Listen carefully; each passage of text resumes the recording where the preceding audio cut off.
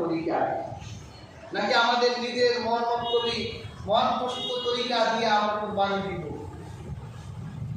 আমরা তরিকা মানব কার? আল্লাহ।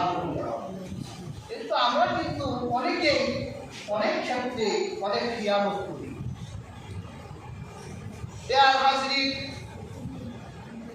কুরবানির পশু যখন আপনি হাজির করবেন কুরবানির জন্য, নাম কার হবে? আল্লাহর নাম হবে। কারণ মুসলমানরা যে কোনো কাজ শুরু করলে তার নাম বলে বিসমিল্লাহির রাহমানির রাহিম। মুসলমানরা যত কাজ করে সব কাজ শুরু করে পরম করুণাময় অসীম দয়ালু আল্লাহর নামে। কাজে হাজির, আপনি যদি কুরবানির পশুতে নাম দেন আপনার মৃত দাদার নামে দেন, অথবা মৃত কোনো মানুষের নামে যদি কুরবানি দেন, আল্লাহ কোরআনে আয়াত নাযিল করেছে, যদি কোনো পশুর গায়ে জবাই দেওয়ার সময় আল্লাহর নাম ছাড়া জবাই দেওয়া হয়, তাহলে ওই পশুর গোশত তোমাদের জন্য হালাল হবে না। আল্লাহ সূরা বাকারায় বলেছে, আল্লাহর নাম ছাড়া কুরবানি অথবা যে কোনো পশু জবাই করলে সেটা খাওয়া বৈধ হবে না, নাজায়েজ ও হারাম হয়ে যাবে। যদি আপনি আপনার দাদার নাম দেন, বাপের নামে কুরবানি দেন, তাহলে ওই গোশত আপনার জন্য হালাল হবে না, কারো জন্য বৈধ হবে না। কুরবানি হবে, যে কোনো জবাই হবে একমাত্র আল্লাহর নামে। কার নামে হবে? আল্লাহ। দেখেন না, আমাদেরকে অনেকে হিন্দু ভাইরা যদি প্রতিবেশী থাকে, ওনাদের অনেক অকেশন, অনেক অনুষ্ঠানে, বিবাহতে মুসলমানদেরকে দাওয়াত দেয়। আমাদের কাছে অনেকে মাসআলা জিজ্ঞাসা করে যে হুজুর, তাহলে অনুষ্ঠানে কি খাওয়া যাবে? তা আমরা কি বলি?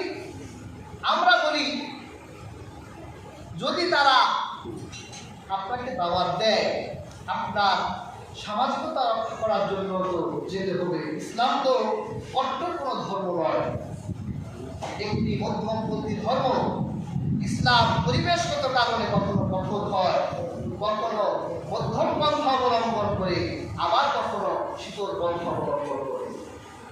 প্রিয় হাজরিন, আমরা বলি যে আপনি যদি সামাজিকতা রক্ষা করার জন্য যান, অথবা আপনাকে তারা খেতে বাধ্য করে, তাহলে আপনি শুধুমাত্র তাদের ভেজিটেবল, শাকসবজি অথবা তাদের ফ্রুটসগুলো খেতে পারবেন, ফলাদিগুলো খেতে পারবেন, কিন্তু তাদের জবাইযুক্ত পশুর গোশত আপনার জন্য হারাম।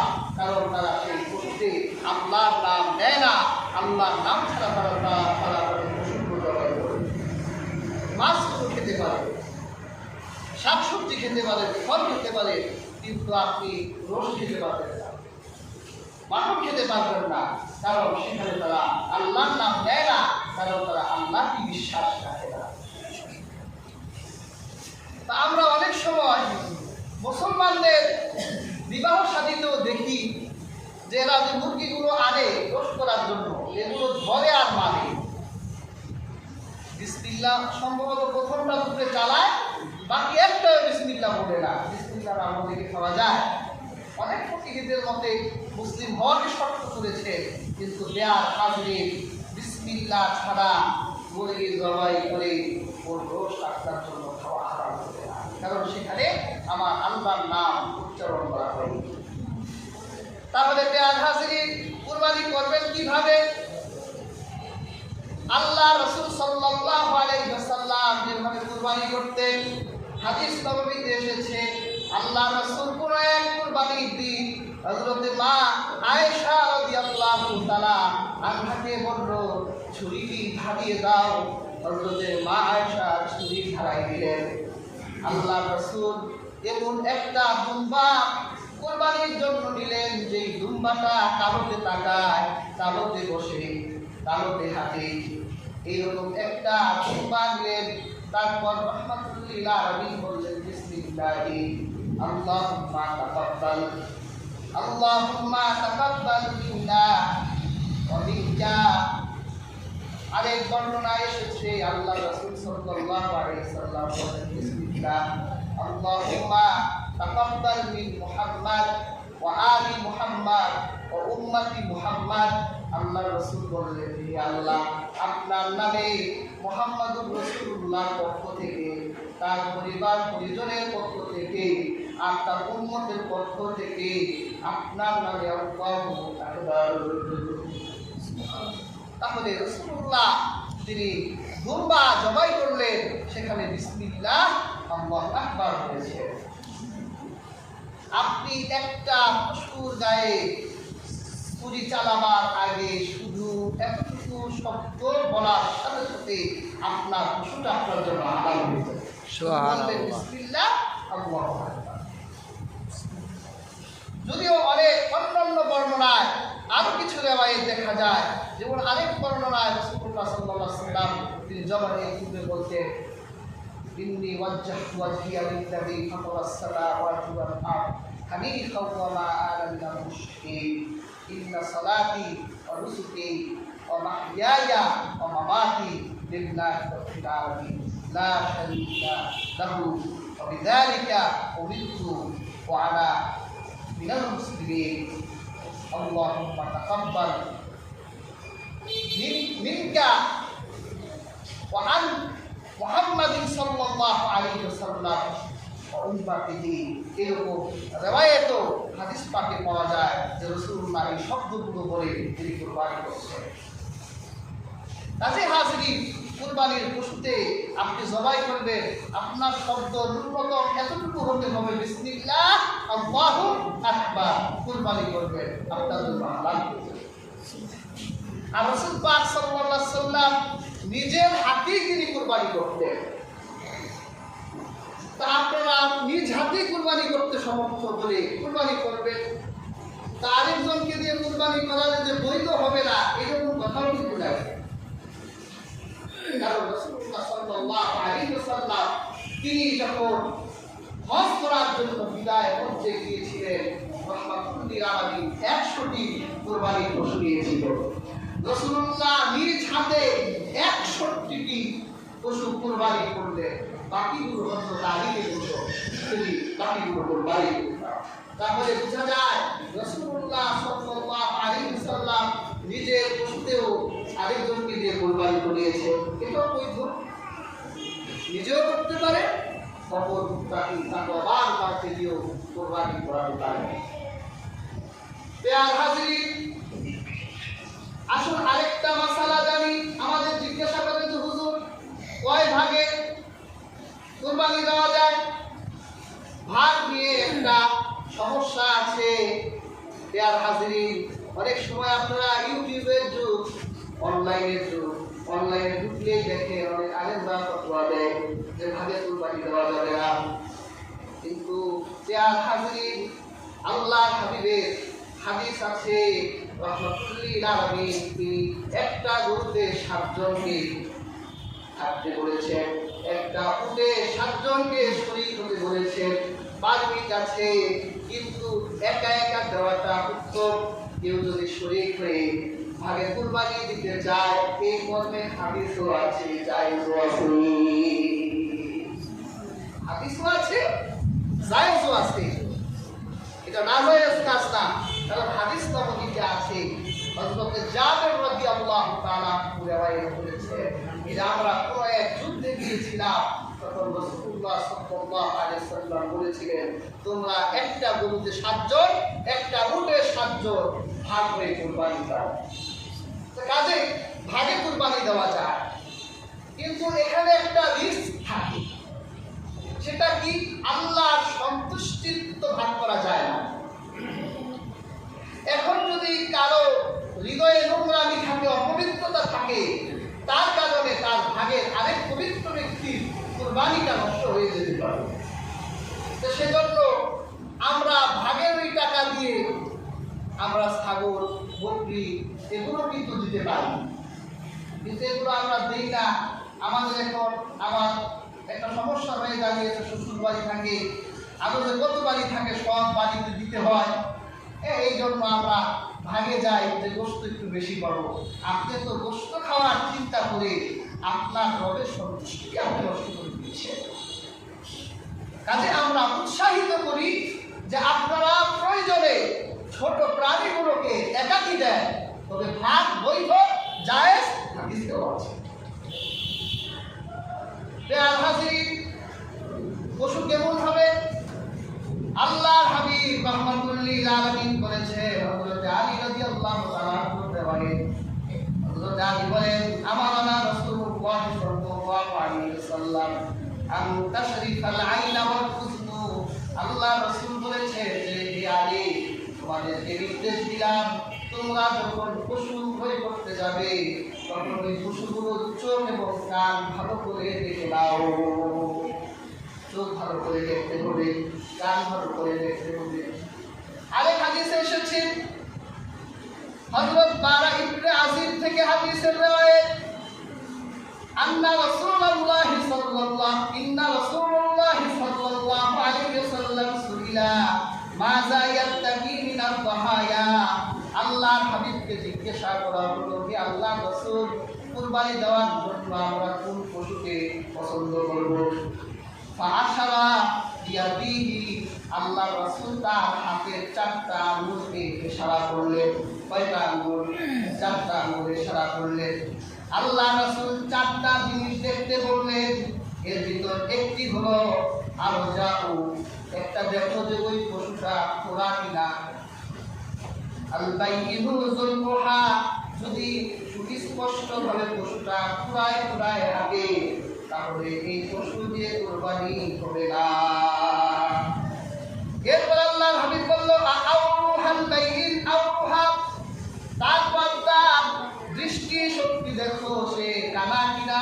সুস্পষ্টভাবে সে যদি দেখতে না পারে, যেখানে তাকে কুরবানি দেওয়া হবে ওই জায়গা পর্যন্ত যদি যেতে না পারে, তাহলে রাহমাতুল লিল আলামিন বলেছেন সেই পশু দিয়ে কুরবানি হবে না। এরপর আল্লাহ হাবিব বলেন, অল মারিদা, অসুস্থ, দেখো যে ওই প্রাণীটা অসুস্থ কিনা, হাড়টির ভিতরে মজ্জা আছে কিনা। যদি দুর্বল হয় তাহলে ওই পশু দিয়েও কোরবানি করবে না। তাহলে চারটা জিনিস রাহমাতুল লিল আলামিন দেখতে বলেছে। প্রিয় হাজরিন, কুরবানির পশু এই চারটি জিনিসের ভিতরে আল্লাহ রাসূল সাল্লাল্লাহু আলাইহি ওয়াসাল্লাম কানের কথাও বলেছে। তবে হানাফিদের মতে হযরত সাঈদ ইবনে মুসাইয়িব রাদিয়াল্লাহু তাআলা আনহুকে হযরত কাতাদা রাহিমাহুল্লাহ জিজ্ঞাসা করেছিলেন যে আজবা এর মানেটা কি? তখন তিনি বলেছিলেন, যদি পশুর কানের অধিকাংশ অংশ কাটা থাকে তাহলে সেই পশু দিয়ে কুরবানি হবে না, কিন্তু থেকে বেশি অংশ থাকলে সেটা দিয়ে কুরবানি হবে। পশু যদি তার কুরবানির স্থান পর্যন্ত একাকী হেঁটে যেতে পারে তাহলে সেই পশু দিয়েও কুরবানি হবে। আর হাজরিন, আমরা পশুগুলো ভালো করে যাচাই বাছাই করবো, আর এটা আমরা করিও। আমরা মেয়ে দেখতে গেলে মেয়ে যতটা না দেখি, কুরবানির পশু কিন্তু তার থেকে বেশি দেখি। বেশি দেখার পরেই কিনি। কাজে আমাদেরকে হয়তো বা এই দিক থেকে অনেকে ঠকাতে পারে না, কিন্তু একদিক থেকে কিন্তু আমরা নিজেদেরকেই ঠকাই দিই। সেটা কি? সেটা হলো, এটাও আমাদেরকে অনেকে প্রশ্ন করে যে হুজুর, আমরা যে কসাইকে যারা কুরবানির পশু বানায়, আমরা তাদেরকে কি গোশত দিব না টাকা দিব? এখানে একটা ঝামেলা হয় না? আমাদেরকে প্রশ্ন করে। হযরত আলী রাদিয়াল্লাহু তাআলা আনহু থেকে এই ব্যাপারে riwayat আছে যে কিভাবে মজুর দেওয়া যায়। হযরত আলী রাদিয়াল্লাহু তাআলা আনহু বলেছেন যে আল্লাহ রাসূল সাল্লাল্লাহু আলাইহি ওয়াসাল্লাম একবার আমাকে তার বুদনা রূপে রক্ষণাবেক্ষণ করে দায়িত্ব দিয়েছিলেন। তিনি আমাকে আদেশ করেছিলেন, আমি আল্লাহ রাসূলের আদেশ পালন করলাম। এরপর যখন কুরবানি দেওয়া হলো, আল্লাহ হাবিব সাল্লাল্লাহু আলাইহি ওয়াসাল্লাম বললেন, তুমি কুরবানির পশুর যে রশি আছে এবং শিং আছে এগুলো তুমি সাদকা করে দাও। আর সদকা করে দেওয়াটাই ভালো। আমরা তো চামড়া বিক্রি করি, বিক্রি করা বৈধ, বিক্রি করে দিয়ে দেওয়া এটা বৈধ আছে, কিন্তু দেয়ার হাজিরি সরাসরি চামড়া দিয়ে দেওয়াটাই উত্তম। কাজে আমরা উত্তম কাজটাই করতে চাই, সরাসরি আমরা চামড়া দিয়ে দিই, এটা সদকা করে দিতে বললেন আল্লাহ রাসূল। তখন আমরা সদকা করে দিলাম, আল্লাহ রাসূল সাল্লাল্লাহু আলাইহি ওয়াসাল্লাম তখন আল্লাহ রাসূলকে বলা হলো যে হে আল্লাহ রাসূল, আমরা কি কুরবানির পশু থেকে এই গোশতকে আমরা কসাইকে দিব? তখন আল্লাহ রাসূল বলেছিলেন ওয়ালা নাহনু নুতিহি মিন ইনদিনা, না, তাকে এর থেকে গোশত দেওয়া যাবে না, পারিশ্রমিক হিসেবে কোন কসাইকে গোশত দেওয়া যাবে না। কসাইকে রাসূল বলেছেন গোশত দিব আমাদের থেকে।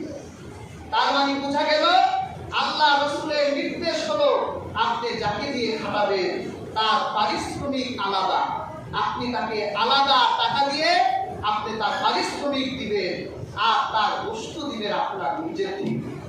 আরেকজনকে যেভাবে গোশত দেন আপনি আপনার নিজের থেকে তাকে গোশত দিবেন, আর তার পারিশ্রমিক আপনি তাকে আলাদা তার সাথে চুক্তিবদ্ধ হবেন। তার থেকে গোশত দিলে আপনার এই পশুটা তো পারিশ্রমিক হয়ে গেল, বিনিময় হয়ে গেল, এখানে তো বিনিময় চলবে না।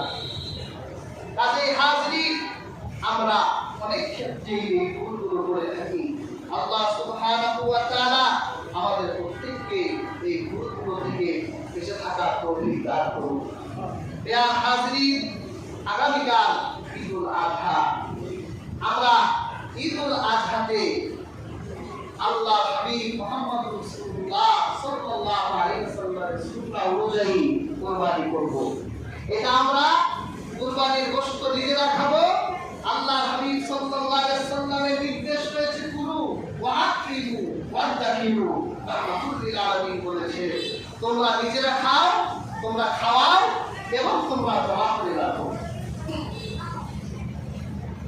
ইউটিউবে অনেক আলেমরা ফতোয়া দিছে যে কুরবানির গোশত নিজেরা সব খেয়ে ফেলতে পারে, খাওয়া তো বৈধ, কিন্তু আমরা এই ওয়াজ করলে আমাদের নেশার এমনি নষ্ট, আরো নেশা খারাপ হয়ে যাবে না?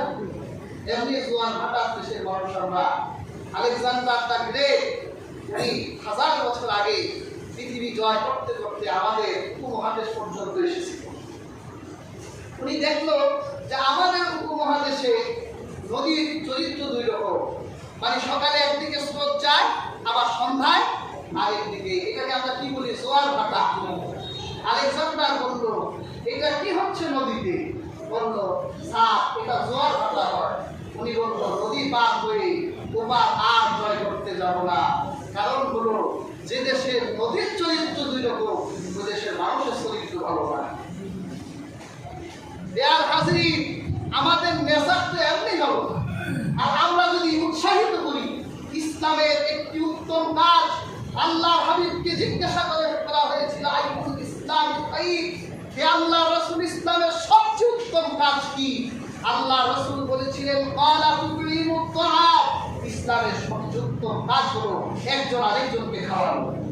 তা আপনাকে যদি আমি ফতোয়া দিই সব আপনি খেতে পারবেন, বা আপনার তো ফ্রিজ আপনি আগে একটা বড় কিনে রাখছেন, সব তো সেখানে উঠে যাবে।